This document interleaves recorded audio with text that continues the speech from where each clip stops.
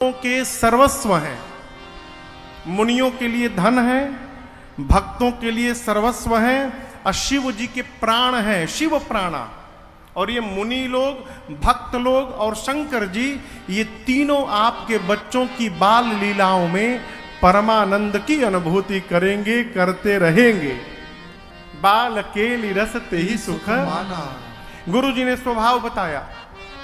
लक्ष्मण जी बचपन से ही राम जी को अपना स्वामी मान लेंगे, शत्रुघ्न जी भरत जी को स्वामी मान लेंगे, सांवले राम जी के साथ गोरे लक्ष्मण जी रहेंगे, सांवले भरत जी के साथ गोरे शत्रुघ्न जी रहेंगे। गुरुदेव ने नाम रखा, स्वभाव बताया। इसी बीच वहां बधाई गाने वाले आ गए, बधाई गाने वाले आए, बधाई गाए, बधाई पाकर वापस गए।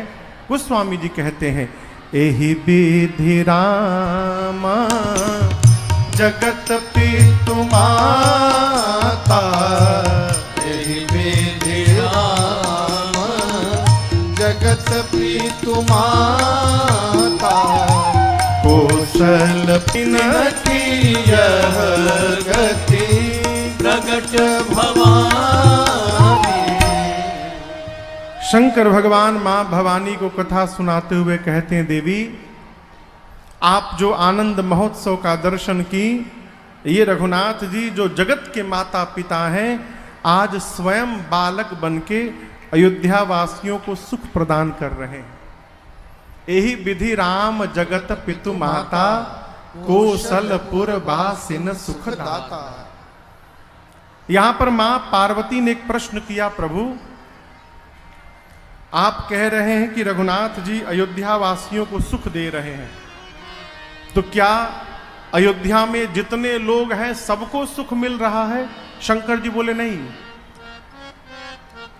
अब भगवान के उत्सव में जैसे कथा चल रही है, इतने सारे लोग हैं, सबको एक जैसा अनुभव हो रहा होगा, ये संभव नहीं है। भगवान में जिसका जितना अधिक प्रेम होगा, उसका उतना अधिक मन कथा में रमा रहेगा। जिसका भगवान में प्रेम नहीं है, वो हर 5 मिनट पे घड़ी देखेगा, कब महाराज बंद होंगे। यहां शंकर जी कहते हैं, अयोध्या में सुख किनको मिल रहा है? जीना रघुनाथ चरण रति माली। जिसने भगवान के चरणों में प्रेम माना है, ये सुख केवल उसको प्राप्त हो रहा है। पार्वती जी ने कहा, प्रभु क्या अयोध्या में ऐसा भी कोई है जो राम जी को प्रेम ना करे? शंकर जी बोले, है ना, एक है। अयोध्या में भी एक है जो राम जी को प्रेम नहीं करती। उसका नाम जानते हैं? नाम मंथरा मंदमती चेरी कैकेयी।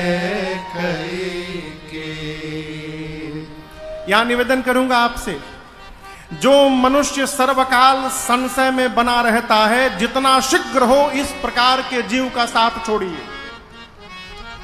क्यों? संशय में रहने वाले जीव के साथ जो जो रहेगा वो भी संशय में उतर जाएगा। और जो मनुष्य सर्वकाल विश्वास में रहता है, आगे बढ़ो सब होगा, आगे बढ़ो। विश्वास में रहने वाले जीव के साथ जो भी मनुष्य रहता है, उसका कितना भी बड़ा काम क्यों ना हो, प्रारंभ करता है और एक ना एक दिन पूर्ण भी कर लेता है। क्यों? विश्वास में है, पूरा होगा। ये संग का प्रभाव है। ये दुनिया में असंभव कुछ भी नहीं है। आप करना चाहें कुछ भी प्राप्त कर सकते हैं। जो भगवान से विमुख होकर बैठा है, उनका साथ जितना हो सके शीघ्र छोड़ा जाए। और देखिए, किसी को संतुष्ट न करिए। घर में भी यहां याद रखिएगा, जिसको चलना होगा आपके मंजिल का पता लगा के स्वयं आपके साथ लग जाएगा। यदि आप लेके जाना के प्रयास करेंगे तो आप भी अटक जाएंगे, आप भी नहीं पहुंच पाएंगे। कई लोग कथाओं में आते आते रह जाते हैं, कहा है पूरा गांव के बिटोर के लाने वाले हैं। हमारे कलकत्ता के कवि थे कविवर रविंद्रनाथ टैगोर, बंगाली में उनका गीत है, जौदी के उडाक सुने तुरना आसे तो बैकला चलो रे, अकेला चलिए, आवाज दीजिए, कोई नहीं आ रहा है तो आप अकेले चलिए, विश्वास में रहिए, चलेगा वो अवश्य पहुंचेगा, और जो प्रारंभ ही नहीं करेगा माई बाप वो कहां से पहुंचेगा। विश्वास में यहां कहते हैं जो रघुनाथ जी के चरणों में प्रेम मान के बैठा है उसको भगवान की लीलाओं में सुख की अनुभूति हो रही है। और ये राम जी जो बालक बने हैं, ये राम जी कौन है? शंकर जी मां भवानी को सावधान करते हैं, देवी इनको बालक मत समझिएगा, पूरे चराचर को माया नचाती है, और वो माया इन छोटे से रघुनाथ जी से ही भय खाती है केवल। सो माया प्रभु सो भय भाग्य। यदि आप जीवन में भगवान की कृपा का अनुभव करना चाहते हैं, आप में से कौन कौन है जो भगवत कृपा का अनुभव करना चाहता है?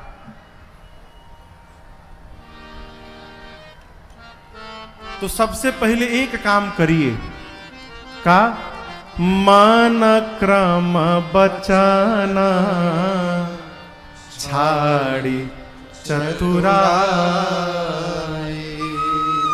चतुराई का त्याग करिए। कैसे करें महाराज? मनसा वाचा कर्म। देखिए बहुत सूक्ष्म बात, क्षमा पूर्वक कहना चाहता हूं, चतुराई समाप्त नहीं भाई, जीवन भर माला घिसते रह जाइएगा माई बाप, अंगुली खिया जाएगी लेकिन कुछ होने वाला नहीं है। चतुराई समाप्त हो।